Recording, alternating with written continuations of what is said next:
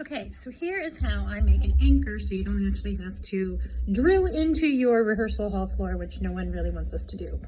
I usually make these out of just a strip of laminate without putting any piece of paper in the middle of it, but I suddenly found myself without my usual anchors the other day. So I took the case that my stickers had come in and I cut up some of the plastic and made one out of each of these sections to make each of my two anchors that we're going to use.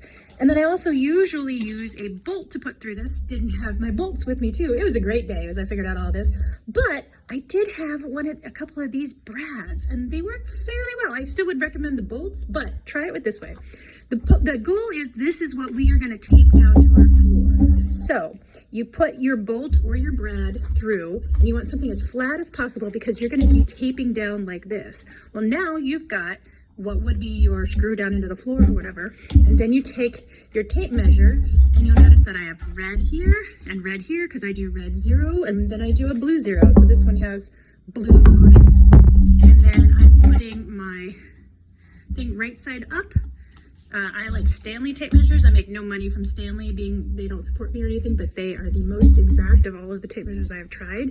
If you were doing this with a bolt, so you've got pin through first, then you've got your plastic, then you've got your tape measure, and then if you were doing a bolt, you'd do a nut.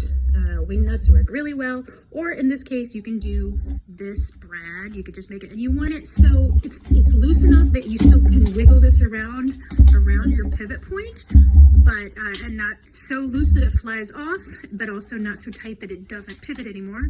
Be tightening that nut, and then this is what you're going to tape down to that being, where that hits on the floor, that is your 0.